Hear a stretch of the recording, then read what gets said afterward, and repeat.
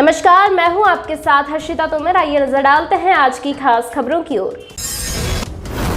तो आखिरकार पेगासस मामले में खुलासा हो ही गया है। अभी तक मोदी सरकार कथित जासूसी कांड पर मना करती आई है, लेकिन द न्यूयॉर्क टाइम्स में शुक्रवार को छपी एक रिपोर्ट के मुताबिक साल 2017 में भारत सरकार ने इजरायल से $2 अरब यानी करीब 15,000 करोड़ रुपए का रक्षा सौदा किया था। इस सौदे में पेगासस स्पाईवेयर की खरीदी भी की गई थी।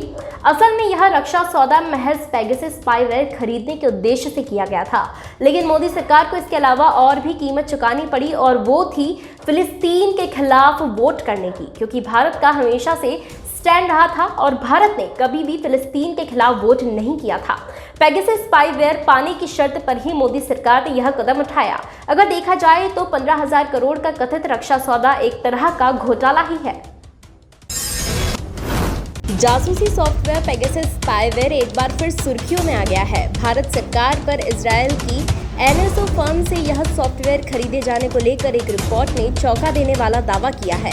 द न्यूयॉर्क टाइम्स में शुक्रवार को छपी एक रिपोर्ट के मुताबिक साल 2017 में भारत सरकार ने इजरायल से $2 अरब करीब 15,000 करोड़ रुपए का रक्षा सौदा किया था। इस सौदे में पेगासस सॉफ्टवेयर की खरीदी भी शामिल थी। इस रक्षा सौदे में भारत ने कुछ हथियारों के साथ एक मिसाइल सिस्टम भी खरीद की थी। रिपोर्ट में पेगासस के परीक्षण से जुड़ा बड़ा दावा किया गया है। रिपोर्ट के मुताबिक अमेरिकी सुरक्षा जांच agency federal bureau of investigation ने भी इस स्पाईवेयर को खरीदा था और इसे टेस्ट किया था।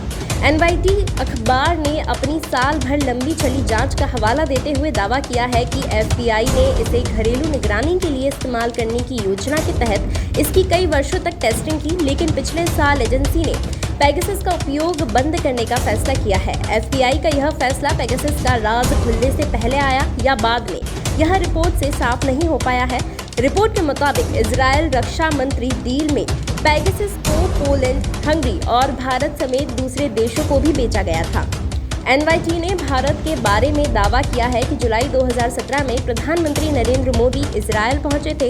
तब उनका संदेश साफ था कि भारत अब अपने फिलिस्तीन के लिए प्रतिबद्धता के पुराने रुख में बदलाव कर रहा है। इसका नतीजा यह हुआ कि PM मोदी और इजरायल के तत्कालीन प्रधानमंत्री बेंजामिन नेतन्याहू के बीच काफी करीबी देखी गई है। भारत ने इजरायल से आधुनिक हथियार और जासूसी सॉफ्टवेयर खरीदने का सौदा कर लिया। यह पूरा समझौता करीब 15,000 करोड़ रुपए का था।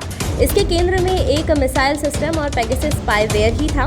रिपोर्ट में कहा गया है कि इसके कुछ समय बाद ही नेतन्याहू भी भारत के दौरे पर गए हुए थे। कई वर्षों में किसी इजरायली प्रधानमंत्री के लिए यह भारत का पहला दौरा था। इसके बाद जून 2019 में संयुक्त राष्ट्र के आर्थिक और सामाजिक परिषद ने भारत ने इजरायल के समर्थन में वोट करते हुए फिलिस्तीन को मानवाधिकार संगठन में ऑब्जर्वर का दर्जा देने के खिलाफ कदम उठाया था। यह पहली बार था जब भारत ने इजरायल और फिलिस्तीन के बीच किसी एक देश को प्राथमिकता दी थी। भारत और इजरायल सरकार की ओर से इस बारे में अभी तक कोई पुष्टि हुई है कि दोनों देशों के बीच पेगासस स्पाईवेयर का कोई सौदा हुआ था। जुलाई 2021 में मीडिया समूहों के एक कंसोरियम ने खुलासा किया था कि यह स्पाईवेयर दुनिया भर के कई देशों में पत्रकारों, व्यापारियों की जासूसी के लिए इस्तेमाल हो रहा है। भारत में भी इसके जरिए कई नेताओं और बड़े नामों की जासूसी की दावा किया गया था। इसके बाद भारत के राजनीतिक जगत में बड़ी हलचल मच गई थी। बता दें कि पेगासस जासूसी मामले में जो कथित नई लिस्ट जारी की गई है, उसमें उस महिला के इस्तेमाल किए गए 3 फोन नंबर भी हैं जिसने अप्रैल 2019 में भारत के तत्कालीन मुख्य न्यायाधीश रंजन गोगोई पर यौन उत्पीड़न का आरोप लगाया था। सुप्रीम कोर्ट की एक आंतरिक समिति ने गोगोई को क्लीन चिट दे दी थी और उनके रिटायर होने के तुरंत बाद सरकार ने उन्हें राज्यसभा के लिए नामित किया था। द वायर की रिपोर्टिंग के अनुसार इस महिला के नंबरों के साथ साथ उनके पति और उनके 2 भाइयों द्वारा इस्तेमाल किए गए 8 अन्य नंबरों को निगरानी के लिए चुना गया। ये वो समय था जब पूर्व CJI के खिलाफ उन्होंने आरोप लगाए थे। इंडियन एक्सप्रेस की खबर के अनुसार महिला के देवर में से एक ने सोमवार को द इंडियन एक्सप्रेस को बताया था कि उसे या उसके परिवार को पता नहीं था कि उनके फोन नंबर निगरानी के संभावित टारगेट थे। उनके मुताबिक उन्होंने कुछ गलत नहीं किया था, तो डर कैसा। खैर, न्यूयॉर्क टाइम्स और बाकी मीडिया हाउस की पेगासस पर रिपोर्ट डराने वाली है, क्योंकि मोदी सरकार पर आरोप लगे हैं कि उन्होंने विपक्षी नेताओं, पत्रकारों, बिजनेसमैन व अपनी पार्टी के नेताओं व मंत्रियों की भी जासूसी करवाई है। ये खबर आपको कैसी लगी, अपनी राय जरूर दें। इस खबर से संबंधित यदि कोई शिकायत है या सुझाव है तो जरूर बताएं। अगर आप YouTube पर हमारी खबरें देख रहे हैं तो खबरों को लाइक करना, शेयर करना व हमारे चैनल को सब्सक्राइब करना ना भूलें। अगर किसी के साथ कोई भी घटना घट रही है जिससे आप परेशान हैं या पीड़ित हैं, आप तुरंत हमारे WhatsApp नंबर पर इसकी जानकारी दे सकते हैं। धन्यवाद।